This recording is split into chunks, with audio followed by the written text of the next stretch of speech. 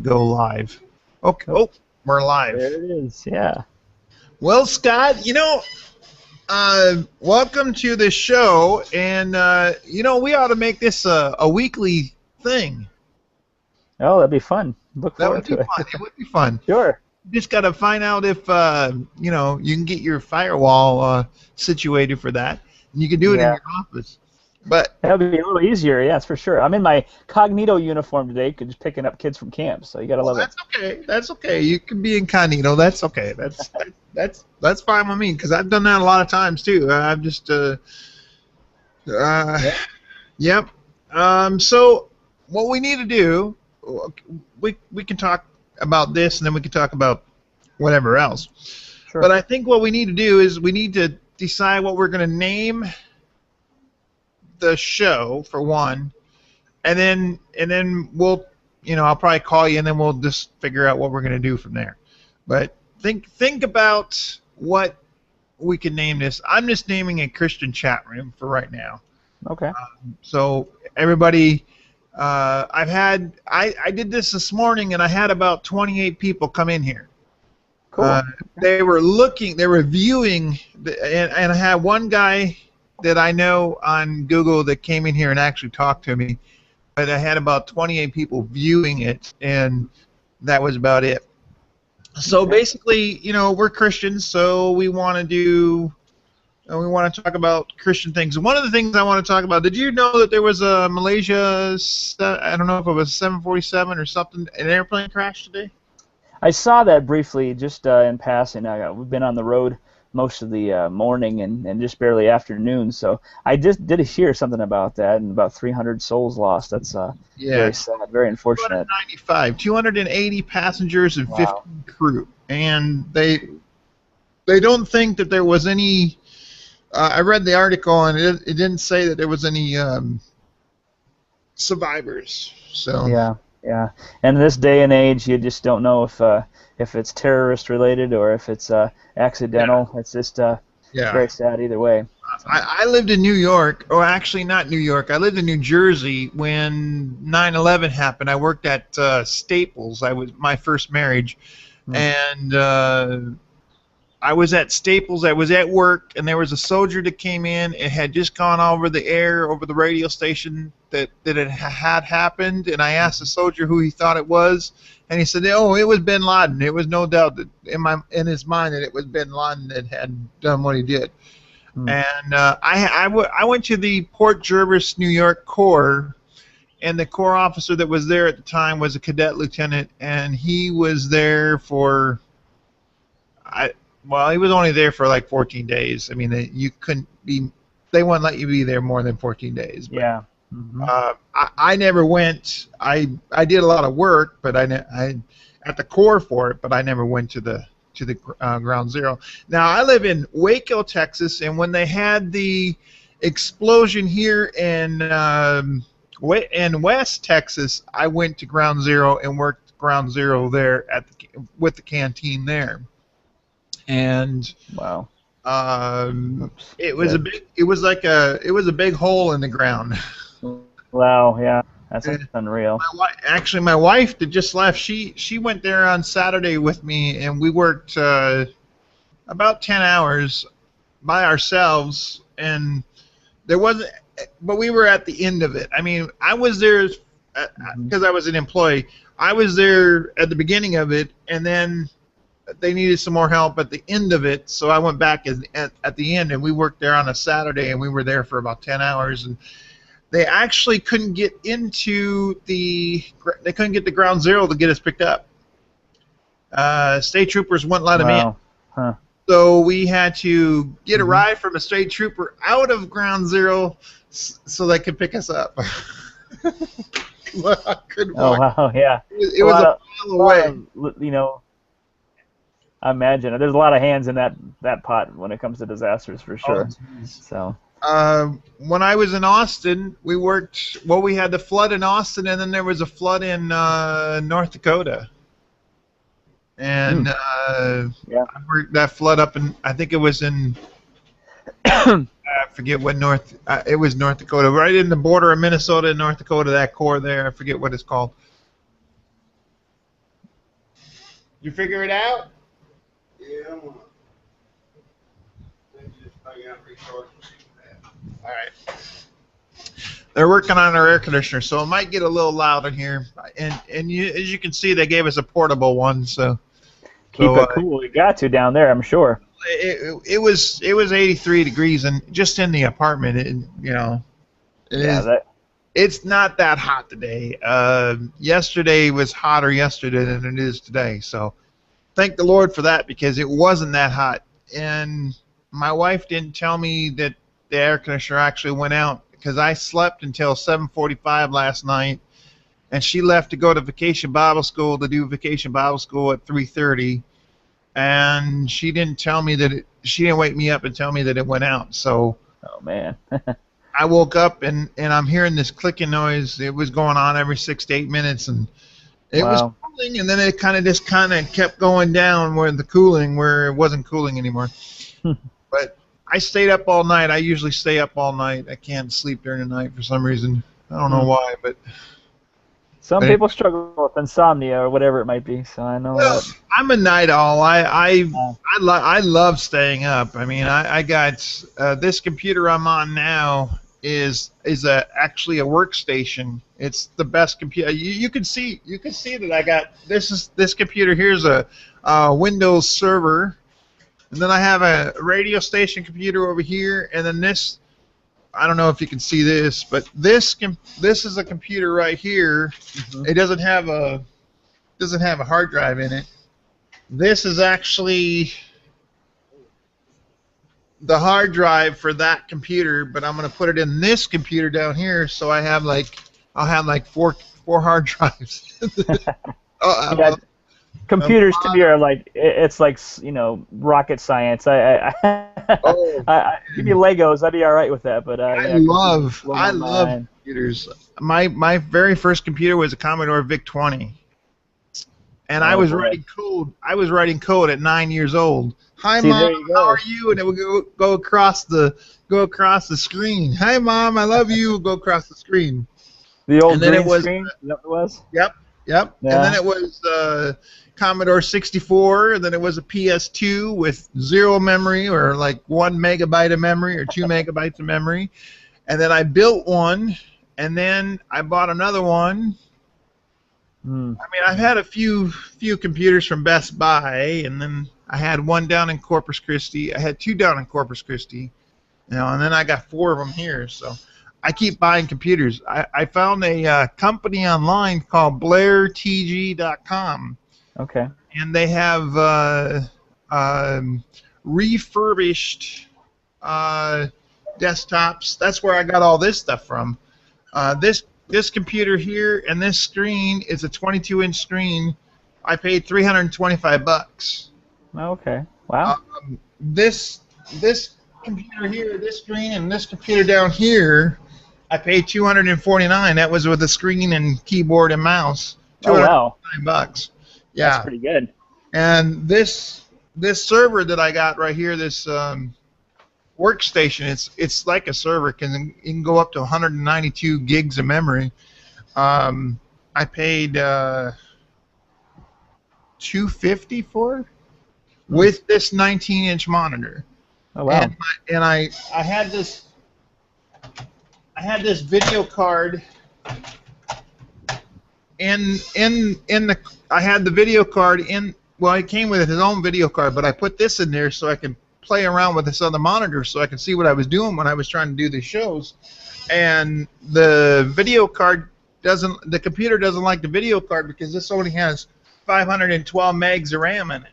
Oh yeah. And it conflicts with it, so it gave me the blue screen of death like 3 times. So I just yanked it out of the computer, and I'm back to the video card that I had that happens to be like a $300 video card.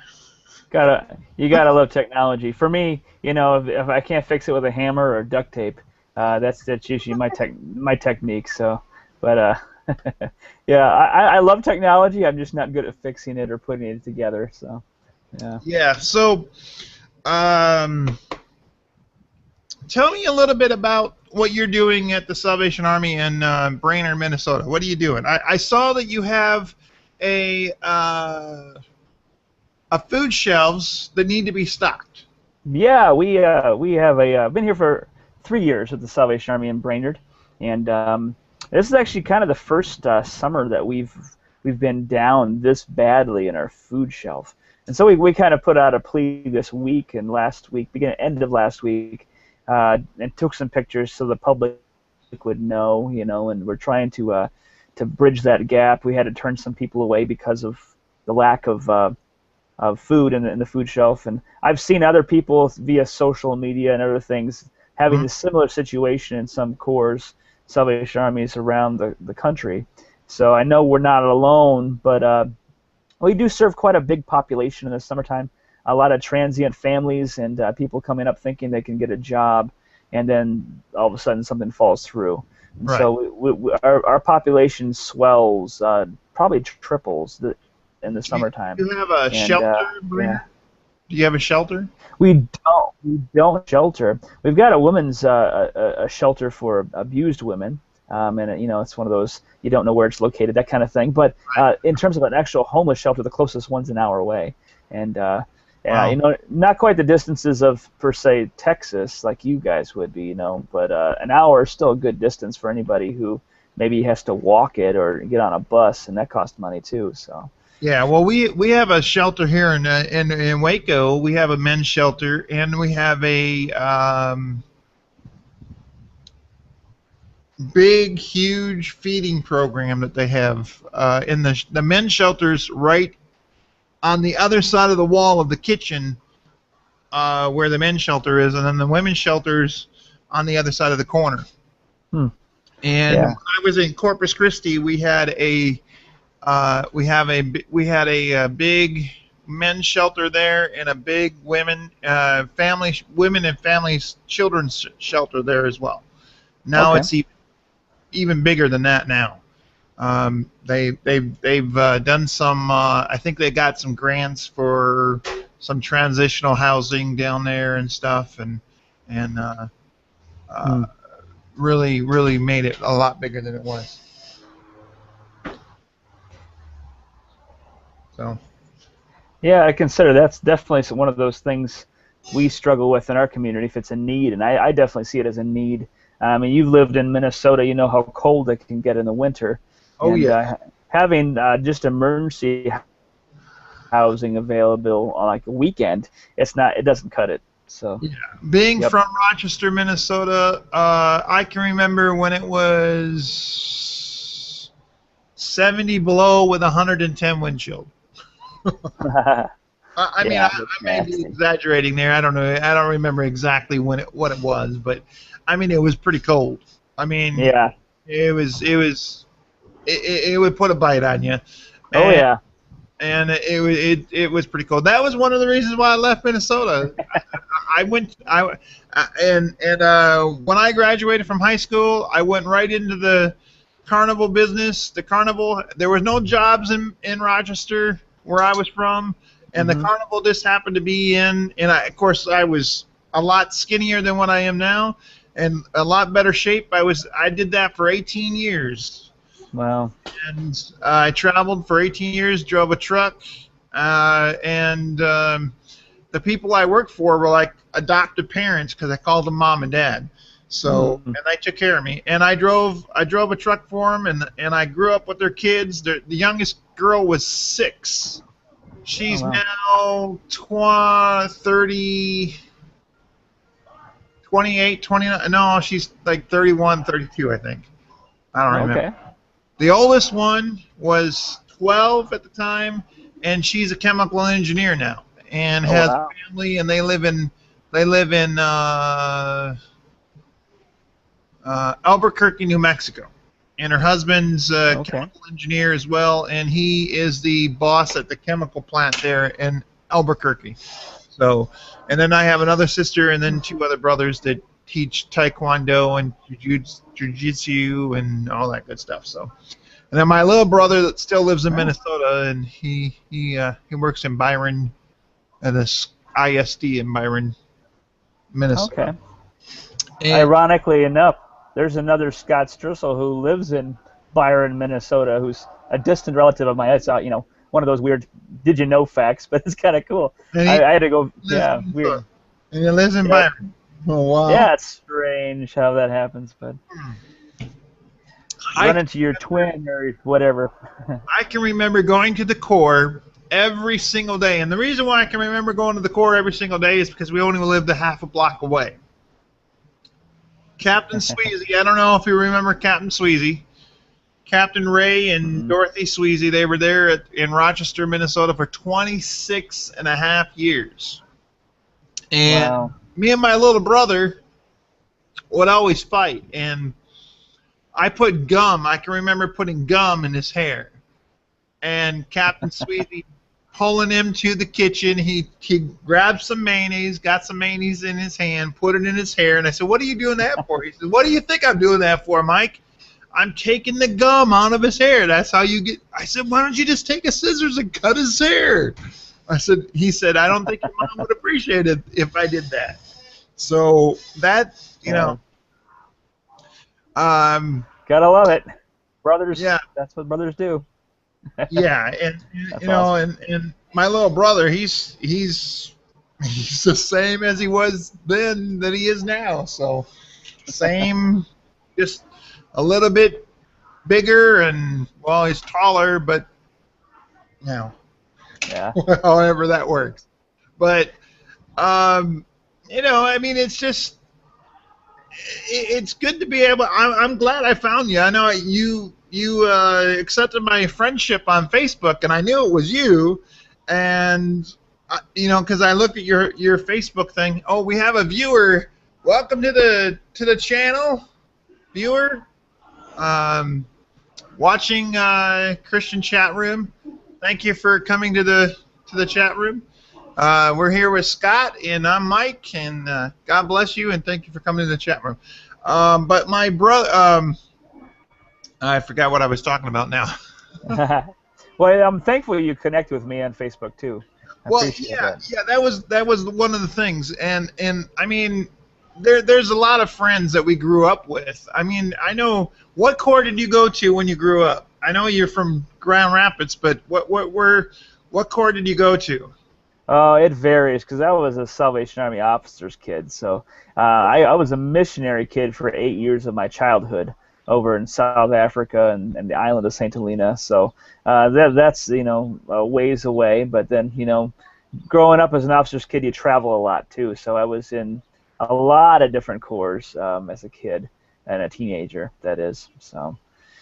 Yeah, Minnesota. Most of the divisions in the territory, Central Territory, I've been in. So. Well, you knew Brian Reed that was there in Brainerd, right? Sure do. Yeah, I sure do. Good friend of mine. Yeah.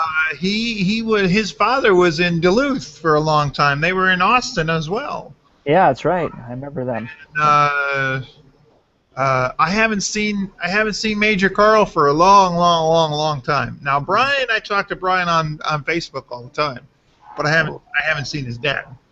Yeah. Yeah, Brian is well loved in our community here in Brainerd. He was here for quite a while. I know. I didn't talk to him, but I followed him, and I know he did a good job because his dad taught him well. But and a lot of officers' kids, they grow up to do this. I mean, it just kind of slide right into it. I mean, it's God, of course. It's God telling you to do this, obviously, because you wouldn't be doing this if God wouldn't be telling you to do this, right? Am I right? It's certainly a calling, and you don't get in it for the paycheck. That's for sure. No. Yeah. And you're on duty 24/7. I mean, you're always on duty. I mean, did you go to International Falls and do flood relief up there? Thankfully, I've got a wonderful emergency disaster team here in Brainerd, and we've got some well-trained personnel that actually didn't need me, which was kind of a relief, but also neat that we have that delegation in settings so that people can also participate. So yeah. Yeah, I shouldn't say I love doing disaster work because we don't always like the disasters, but sure. When it happens, I mean, I do it because we grew up in the Salvation Army, and that's the thing that we do. I mean, when you're asked to go do something, you usually, do what the Corps officer tells you to do. So, I mean, I've been on a few. I haven't been on a lot, but I've been on a few disasters.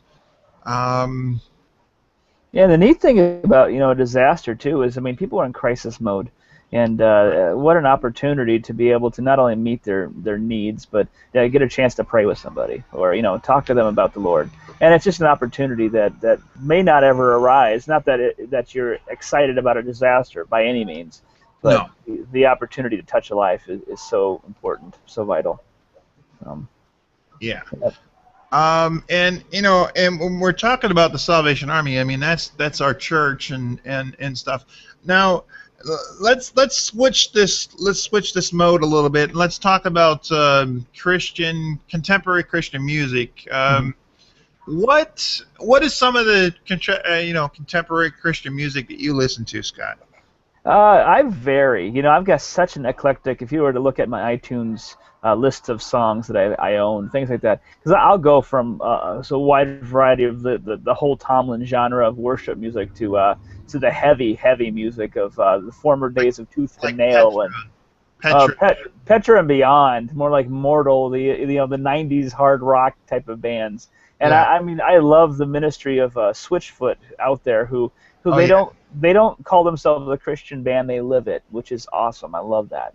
I play a lot of Switchfoot on my radio station. I don't have it up running right now because the computer, I need to fix it. I think there's something going wrong with the power supply. It keeps going in high mode. I think it's got dust in it, or it doesn't have enough air or something, and I don't have any air spray to spray it out. So it's down for right now until I can get that. I'm actually in the process of selling it to somebody that lives in, right close to you. You're close to Duluth. Yep, about 2 hours. They are right in that area of Duluth. His name is Brian Staggs. And he's like a ministry partner in this, and he's gonna take it over. And I've done it for 10 years. I've done a lot of PR on it. I've got a lot of listeners. We just don't. I mean, you have to pay royalties for it and everything, which isn't bad. It's only $22.50 a month, and I have a computer. And what I should do is I should turn this computer back to a Windows machine instead of the Windows Home server, and put this machine as the radio station, and that would be a lot better. But I haven't done that because it's a lot of work. And I turned this machine on last night, and the power supply just kept on surging, kept on going up and down, so I just turned it off. It was so loud that it wasn't even. I didn't turn the radio station on, but it was so loud that and I can see there's a lot of dust on there. Yeah, so it's kind of, but I bought that machine from UBID, and I only paid $149. It's just a dual core, and I got a 250 gig hard drive in there, and then I put Sam Broadcaster on there, and then I got 15 gigs worth of music on there. Oh wow. For the radio station and everything. So that's a lot of tunes, that's for sure, for 15 gigs. Well, and the thing about it is like what Sam Broadcaster is basically is like iTunes, where you can push a button, it'll play all kinds of music. You could set it up in different groups and stuff, and it'll play song after song after song, and then I have some commercials that play, and I have some other things to play, and it just keeps going on and on. There's no way that it can play every song that's in the queue. I mean, there's just 15 gigs of music is like 1,400 songs. Yeah, it's a lot of tunes. There's just no way that it can play 1,400 songs. I don't think it has ever played 1,400 songs. And I got a variety. I'm an eclectic too. I got anything from Bill Gaither all the way up to Jars of Clay, to Petra, to Switchfoot, Switchfoot and whatever else I can get down there. I'm kind of a music snob sometimes, but I Yeah. keep that to myself. But an interesting story too about a Switchfoot. There was just if you don't mind me sharing it. Sure. I had a good friend of mine who passed away about 2006, and we drove to the funeral, which was in Omaha, Nebraska. We were up in Upper Michigan, quite a drive, and it was sad. A good friend of mine. We're thinking about how he died suddenly, all this stuff. It was kind of a former '70s rocker. He had all these guitars and things like that, and we get done with the funeral, very emotional day. We're driving home, stopped off in Waterloo, Iowa, of all places, at a Cracker Barrel. And as we're having our meal, emotionally drained, in walks Switchfoot, one of the bands that my friend who passed away loved, and I love, and so I got a chance to say hi to John Foreman and the crew, and they were just so friendly, so down to earth and humble. It was just quite an impression upon me. But that is awesome. Yeah. I think, let's see, I've gone to Petra. Petra was in Rochester, Minnesota. I didn't like Petra. I don't like hard rock and roll. Now Okay. here's the story behind that. I was about 12 years old, and I used to listen to Kiss and all the hard rock and roll bands, okay? Mm-hmm. And there was this guy that was the manager of the apartment complex that we used to live in. And he says, "You're going to despise rock and roll when you get older." I said, "No, I'm not going to do that. I'm not going to do that." The guy was right. I can't stand rock and roll. I can't stand any hard rock and roll whatsoever. Too funny. It's got to be that low metal, low, calm, cool, collective. Jars of Clay, Bill Gaither.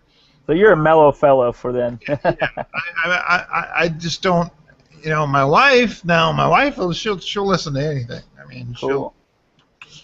so, but,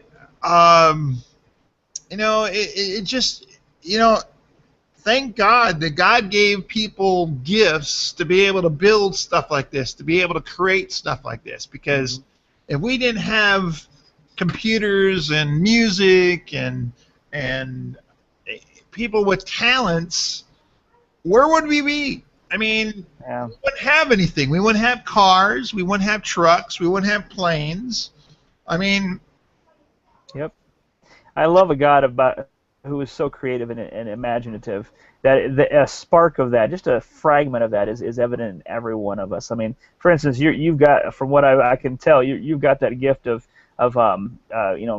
computer knowledge. I mean, where I would use duct tape, you would figure it out, and for, I love the written word, and then other people are so good at art. And that's how God works, puts us together. I love it. I'm a nerd when it comes to computers. My wife's like, she goes, "You can buy anything you want." I said, "Can I have a man cave?"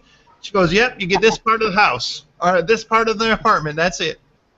And I used to, believe it or not, my desk used to sit this way. It used to go a long way. Yeah. And then this table used to sit right here, and I felt so guilty about it. I was taking up like 50% of the apartment. I mean, we don't have a very big apartment, and I was taking up like 50% of the apartment. So I moved the table to the wall and moved this one back here, and it's just crazy. And she says, "If we ever move into a 2-bedroom apartment, I promise you can have a man cave, and I won't never come in." Yeah. Okay. You might want not to hold your breath on that. I mean, I'm pretty sure most spaces need to be shared for the woman's perspective. But right. And when I talked to you earlier today, I took a nap because I had been up all night, right? Mm-hmm. And I told her, I said, "Please don't wake me up until 2 o'clock." Well, then our air conditioner, they decided to come fix our air conditioner, and she came in, and I was sound asleep, and I jumped out of our bed. I jumped. And I said to her, I said, "Didn't I ask you not to wake me up?" Oh yeah, but I forgot. Yeah. So it, she's been forgetting a lot lately. So, but she's at Vacation Bible School. They had a little over 60 kids there last night. I think it's Awesome. right around the 60 kids throughout the week. Um, and tonight is what, Thursday? Today's Thursday. So Yep. they're supposed to have. Well, she does girl guards on Thursday night. She's the girl guard leader, and she does girl guards on Thursday nights. But they're doing Vacation Bible School this week, so she's helping a friend that works here and in the apartment complex. That's the assistant director, and then they've been friends forever, and she's a Salvationist as well. So Cool. they went down to the core to get ready for Vacation Bible School, and she'll be gone until, I think she's been getting home about 9 o'clock. Oh, It doesn't start until 5, Mm-hmm. and they go down there now. I think she's already left, and they go down there now until about 9 o'clock because they get ready and do whatever, prepare for whatever they think they're going to have. So Sure. Yeah.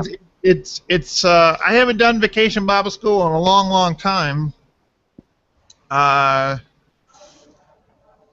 Let's see, I was 600 pounds about 6 years ago. I was about 600 pounds. I've lost about half of that. So. Wow. It's And amazing. I've got really bad knees, so I can't do as much as I could way back when. I used to drive the core vehicle for them to go pick up the youth kids at night, and I couldn't get in and out of the core vehicle because my knees. I've had 5 knee surgeries on my right knee and 2 on my left knee, and Oh man. Wow. that's why I moved down down to Texas because it's so warm down here, and I got arthritis in my knee, and sometimes it locks up, and it's just a mess. So. Yeah. Cool. Yeah. Oh, So- I mean, I know I could imagine that would be painful, for sure. Oh, No fun. it's painful. You know, when it thunders, I know I have my own. I played soccer when I was in high school, and I'm my own, weatherologist or whatever it is. So I can tell when a storm's coming because my knees start aching. So I can relate to that. Speaking of that, believe it or not, this is a true story. We were in. I don't remember where we were. I think we were somewhere in Denver, Colorado. I think we were playing. I was still on the show. I was still on the Bill Hames show at the time, and the carnival. And I was doing laundry, and I was on a laundromat, and these clouds started popping up, and there was a laundry attendant there, and I said, "You need to get ready for tornadoes because there's going to be tornadoes coming around." And not more than an hour after I got done with my laundry, 3 tornadoes. Oh my goodness. 3 of them. I got back to the lot, and I had to go to a hardware store. I rolled my moped to a hardware store to get some connections for a water hose for the fish joint. Came back. It was getting a little dark, a little gray, and my dad got in it, and I had gotten some other stuff, and we had to go back and get something. So we got in this truck, and we went to the hardware store, same hardware store I went to, and the tornado sirens went off. And he says, "Let's go chase it down." Normally, I said, of course, back then I said no, but now, hey, I'm a daredevil. I'll do whatever. I would chase a tornado. I love chasing tornadoes. Yeah. Crazy. And Barnum Bailey Circus was in the Coliseum with us. We were in the parking lot. They were in the Coliseum, and they said that a couple of the elephants went wild, and a couple of the tigers got out of the cages, so they had to lock down the Coliseum so they can get the tigers. But they got out because of the weather or something. Wow. But that's what they said. But yeah, that was fun. And when you work in the carnival business, and when it rains, if you work a game, or even a ride at that, they don't shut down for anything. Mm-hmm. Unless there's tornadoes around the area or it rains for more than 4 hours straight, they won't shut down. So, Jeez. I worked in the rain for several different years, and it was good money. I mean, I made 20% of everything I made. So, Oh, wow. plus I got, because I was the manager of the joints that my dad owned, so I made $400 a spot for that. So Really? quite a bit. Wow. No, yeah, I was in the money back then. I'm not in the money now. So, but yeah. That's why I signed up to be an officer. I'm just kidding. I'm just joking. Sorry. My sense of humor is rather sarcastic at times. And I'm just kidding about that. But. Well, I won't say it online, but. There's spiritual gifts in the Bible, and they're laid up there pretty plainly. Except the gift of sarcasm. I don't know where that is, but I'm sure I have it, and I just been called to be sarcastic. I'm just kidding. Well, I used to be a bozo, and I used to say, Fatty and Skinny went to bed, Fatty rolled over, and Skinny was dead. Oh man! I made this guy so mad at me one night. We were at, I don't remember what spot we were at, but he had his girlfriend. He was a big guy too. He was a big guy, and I was sitting up in the tank, and I was just going off on this guy. And of course, I was in a clown face, and he didn't know who I was, and he was. This guy probably spent $100 on trying to get me in the water. I only did it like twice, and one of the worst wisecracks I said to him was, "Hey man, if you don't hit me down, I'm gonna take your wife." Oh. He was mad. He went to the back of I had a lock inside, so I could lock myself inside. Uh-huh. And there was two locks. There was two bolt locks, and he tried hard to get in, and he was mad.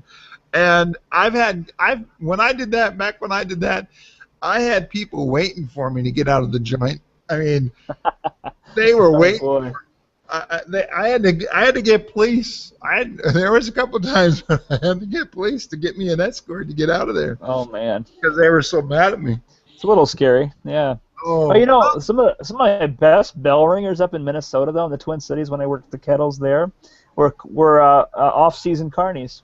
They had some hardcore workers. They worked really hard. Some of our best bell ringers. Yeah.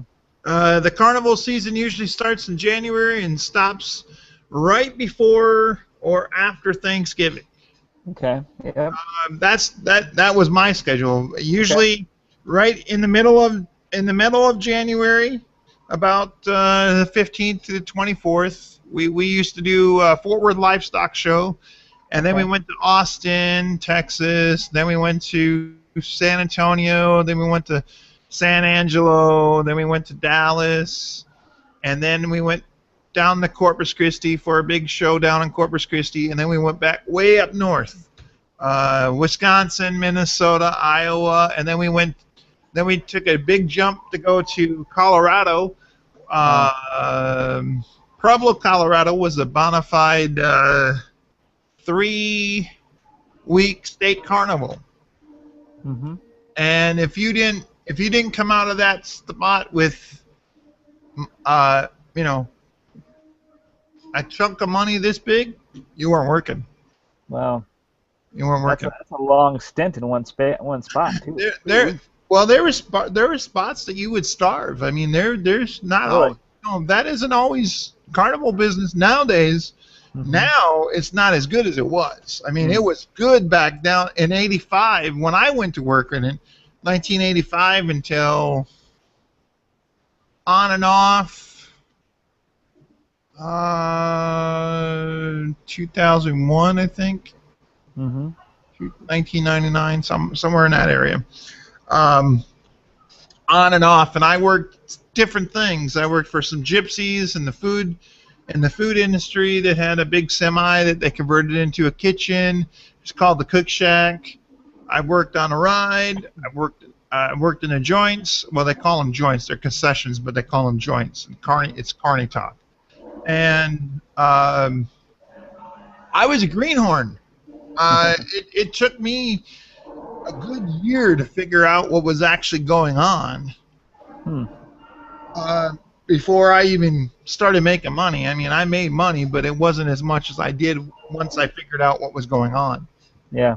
And like in Pueblo, Colorado, if I wasn't coming out of there with 15 grand in my pocket, I wasn't making any money. Well, that was for 3 weeks. That's pretty good. Good money, 20, right? 20% of the joint plus $400 plus, and then I got paid money for driving the truck. I got 26 cents a mile at the end of the show. As long as you went all season long, you get 26 cents a mile. Oh wow, okay.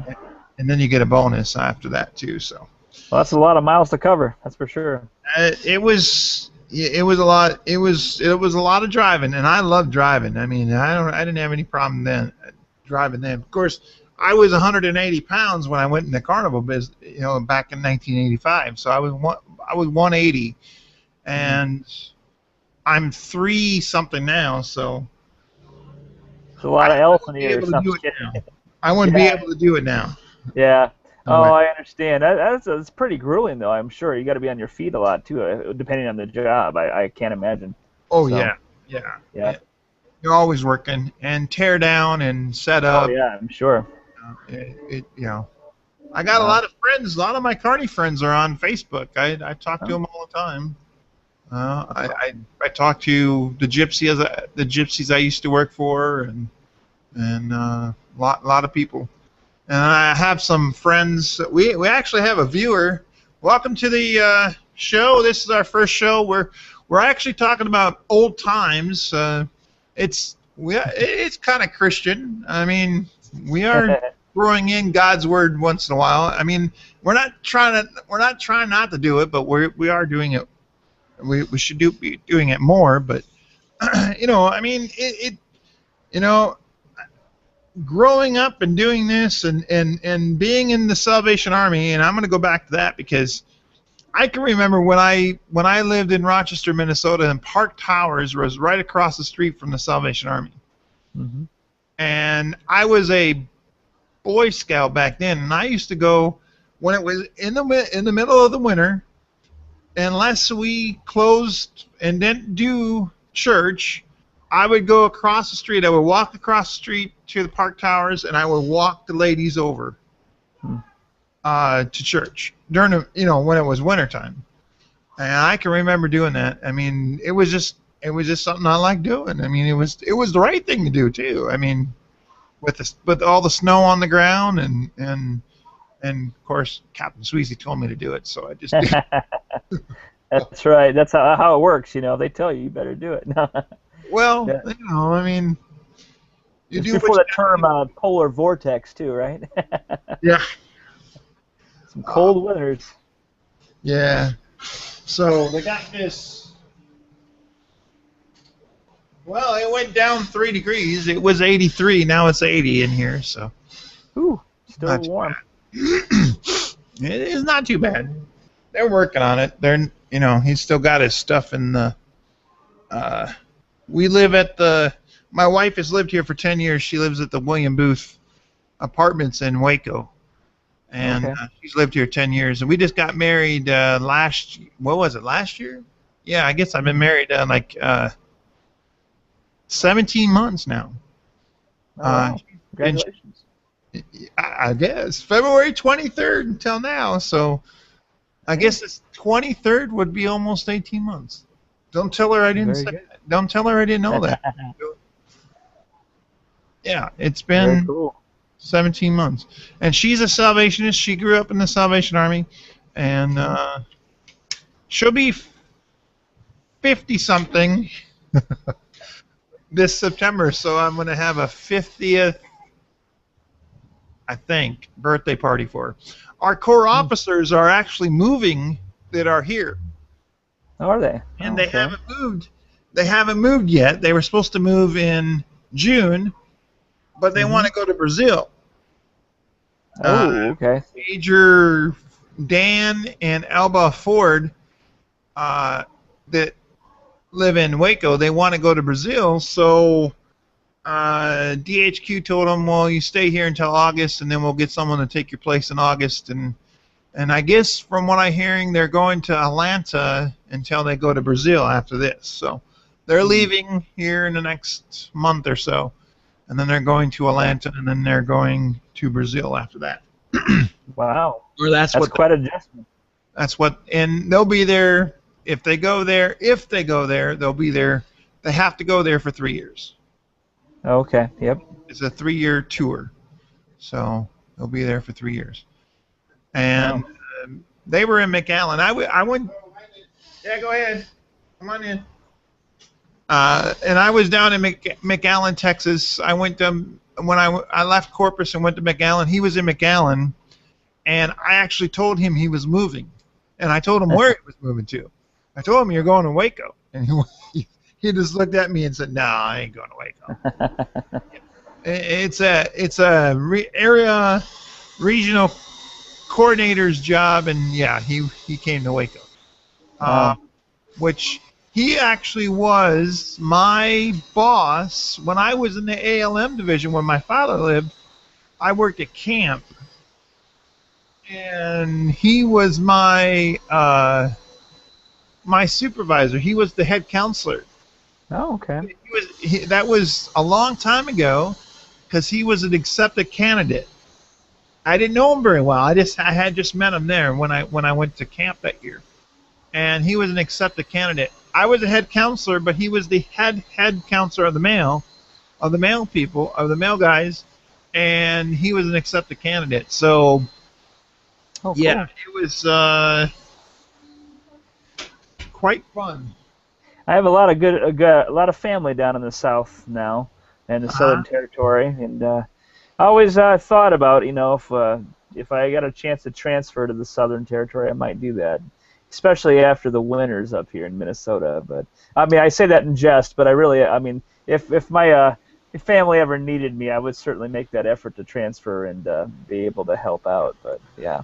Well, you can come to Waco. Be a hardship appointment, I'm sure. In the I winter. got a few friends. I got a connection. Let's just say I have a. All right. Well, send me that connection's name. I have a connection at THQ. All right. My uncle's I don't know. Do you know Dale and Mary Hunt? I know the name. Yep, sure do.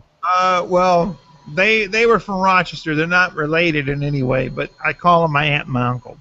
And they're in Granite City, Illinois. And he was DHQ staff for a long time. He was DFS, DS, whatever. I mean, he's in Granite City now in Illinois. So, yeah, I'll put in a good word for you though. Well, I appreciate it. You know Dan and Sarah Nelson, don't you? Yes, I do. That's my cousins. So, yeah, I got some family down there, and my the Foltz family. They're all related, of course, and yeah. So, in fact, one of my cousins lives down in Dallas, there too, down in Texas. Really? Yep. So we just got done having men's camp. When do we have men's camp? Usually it's on my birthday. It's on my birthday weekend, and they changed it this year. The new DC that came in from Oklahoma changed the men's camp. They reversed it and had the women's camp first, which was on the weekend of my birthday, which my wife went to the women's camp, and then after that, the next month was the men's camp. So I didn't get to spend my birthday at camp this year. Yeah. I have a few friends, some officers that I met when I was in the ALM division. Carl Tilley, and I have some really good friends in the ALM. And Dan Major Ford was in the ALM division for a while too before he came to Texas. So. Okay. All right. I think he was an assistant corps officer somewhere in Louisiana, and then he became a CO in Natchez, Mississippi. And I worked for the officers that were in Natchez, and I actually told them where they were moving, and they were captains, and I told them he was going to be an assistant corps officer in Jackson, Mississippi, and that's where they went. They went to Jackson. Oh, wow. I've told a couple officers where they were going. Seriously. Well, Literally. I told them where they were moving. I told Todd Hawks, he's an area commander in Atlanta, Georgia now. He was in Mississippi at the time, I think. I think it was Mississippi. And they were in Louisiana when I was in Louisiana with Biggers, Captain Keith Biggers, and I told him, I told Captain Biggers where he was going. I told him he was going to another corps in Mississippi, and he went to another corps in Mississippi. It was a bigger corps. And I told Todd Hawks that he was going as a DYS. I said, I don't know what division it's in. It may not be in this division, but you're going as a DYS. And he was moved as DYS. Somehow I get this picture that the commissioner calls you just to make sure it's okay. No, that was God. That was God telling me. That's awesome. That's awesome. And when I told Major Ford that he was coming up to Waco, he said, "No, I'm not. There's no way I'm coming up to Waco. No way I'm coming up." I said, "You're going to Waco." And I had I stayed at the shelter, and he gave me my own room, and he came to my room and he says, "Here's the moves." I said, "Are you on it?" He looked at me, got real red in the face, and says, "Yes, I am." I said, "Are you going to Waco?" He says, "Yes, I am." There you go. I told That's you. pretty good. And I got a steak. That's pretty good. Got a steak dinner out of it too. So, that's awesome. Oh man. Yeah, I mean it's great. You know. You gotta love the nature of social medias these days too. Like you were talking about, you have Carney friends you've connected with on Facebook, and I mean that whole network of social media has really opened the door for this kind of ministry, like we're doing right now, as well as what I like to do is I mean I'm a blogger, an active blogger. I write a lot, and I'm able to share that with so many different platforms, and I'm connecting with people around the world because of it. So it's really cool. I love that about the Lord too. Well, yeah, and in order to do this, you really have to know your stuff with computers, and you have to find the right person to do the show with. I mean, you can do a show, but if you do it by yourself, well, of course you got God too, but if you're doing a show and you don't have a co-host like you, or you don't have someone to talk to, then it's kind of boring. But yeah, God has really put this on my heart to do this, to start doing this, and I think I'm going to buy a domain. I just don't know what the name of the show is going to be.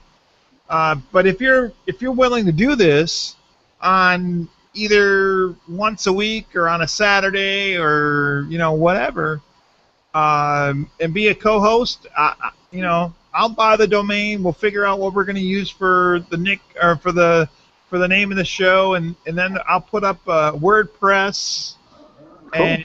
and we can do like a prayer wall, and we get a big thing going. I mean, sure. Of course we can do it on Facebook too, but I have a page on Facebook. If you look my name up as Michael Marlowe, you see my my picture right there that says, well, let's see, what does it say? The picture with the icon with the girl going like this. Do you see that? Oh yeah, I'm looking it up right now actually. Checking it out. Yeah. If you look up Michael Marlowe on here. Yep. You'll see it says GPR Radio, Faith, Hope, Charity, 24. Oh, sure, yeah, I see it now. 365. And of course, you can see my picture right there. That was my office in Corpus Christi, and I was in uniform. That was in the middle of Christmas. Okay.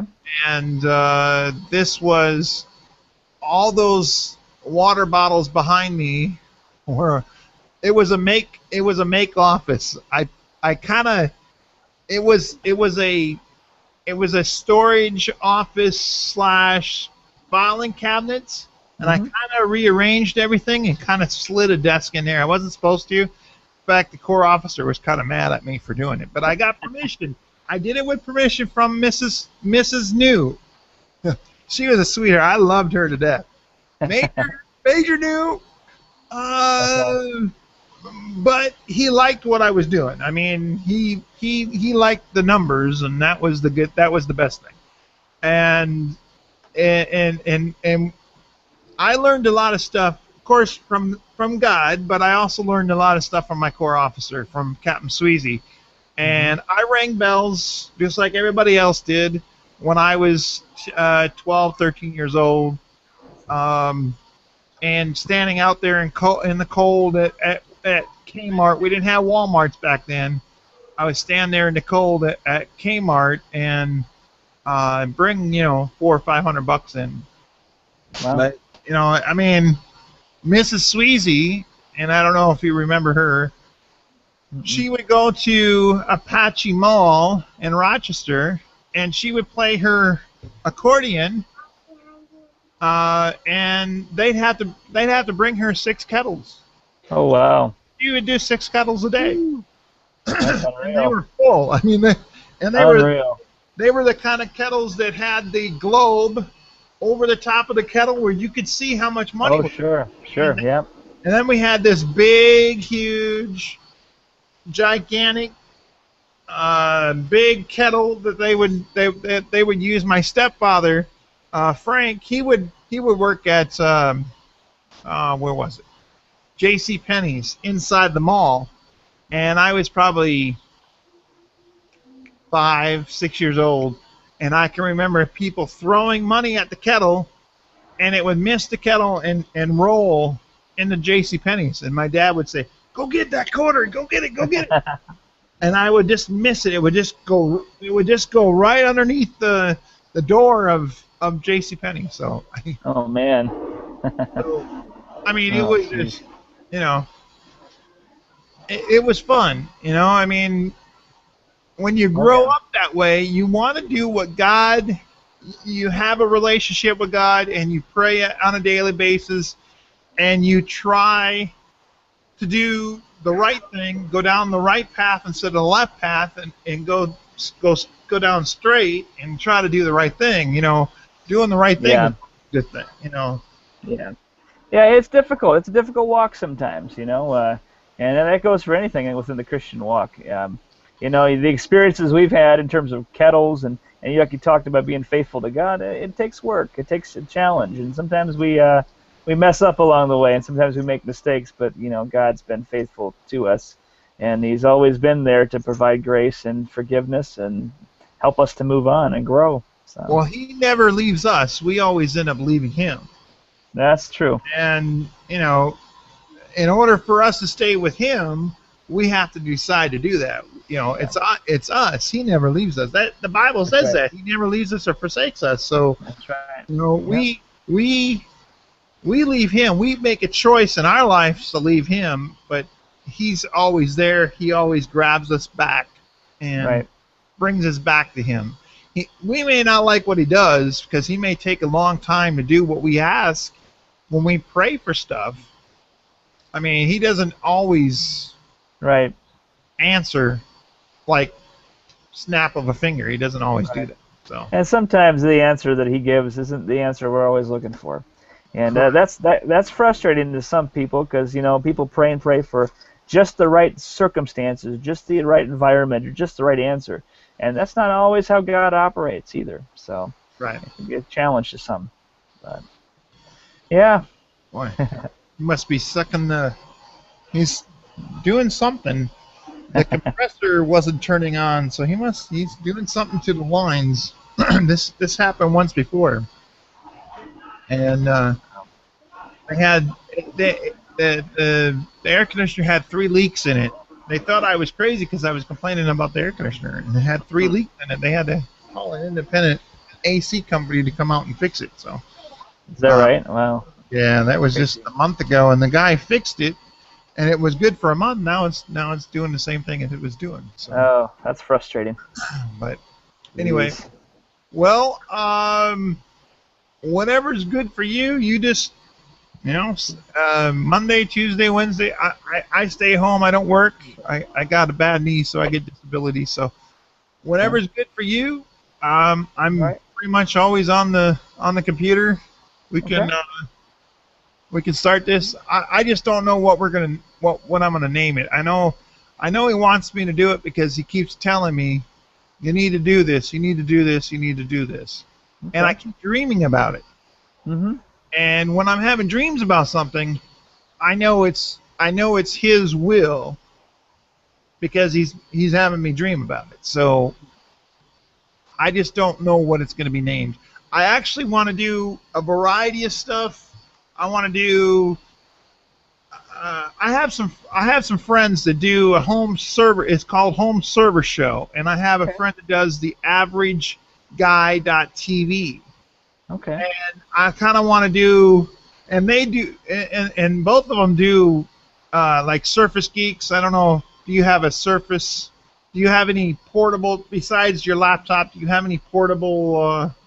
Yeah, I've got a Nexus and I've got an iPad, those kind of things. I Yeah. don't have a Surface, but yeah, the other two tablets. Yep. Well, one does the home server show. That's how I came up with doing this, making this a home server, so Okay. I can put everything on there.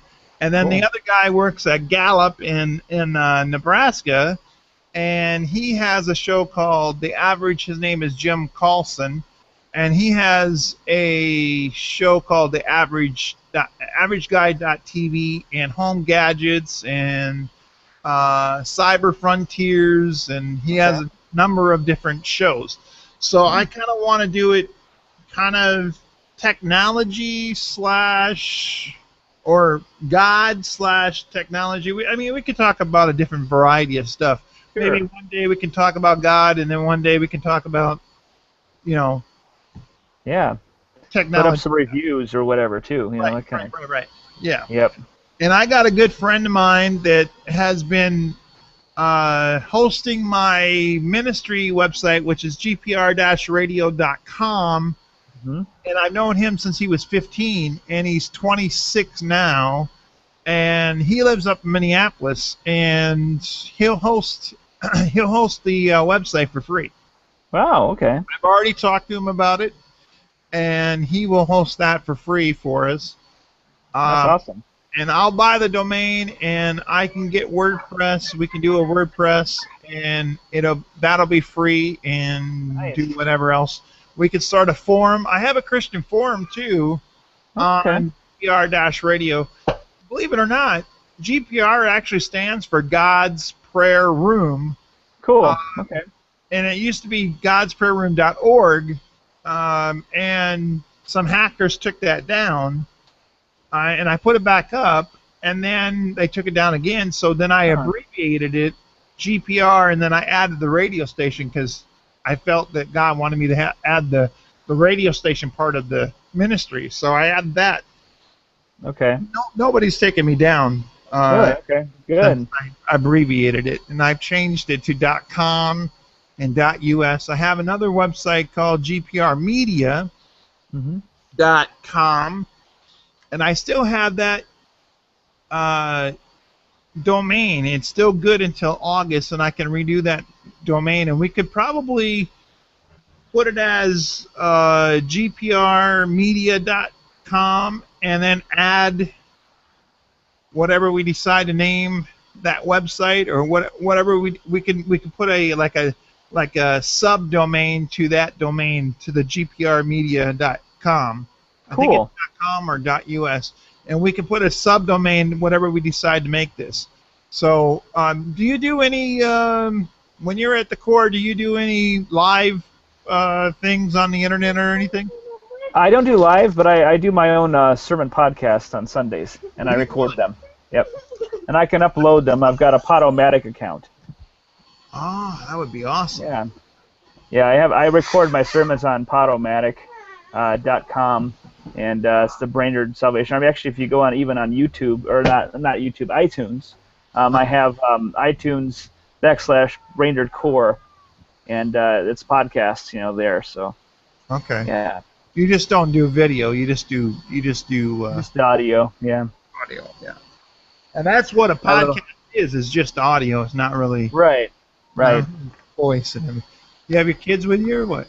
Oh, the kids are raring to go. They want to go out Okay. and do some stuff. All right. So. Well, Scott, thanks for coming by today. I appreciate it. You know, Thanks. you're the first one.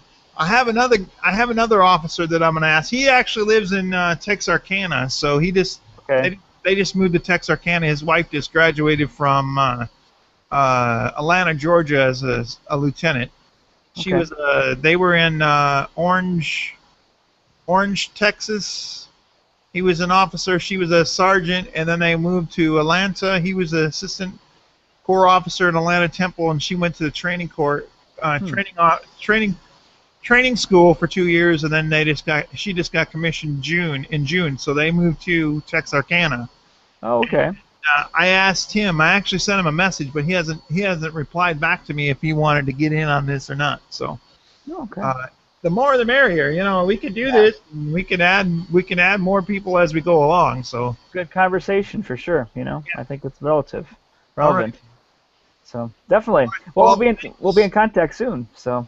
all right. Well, I got your number. You got my number. Just give me a call and let me know. All right. All right. Thanks, Mike. We'll talk to you soon. God bless. All right. God bless. Take care.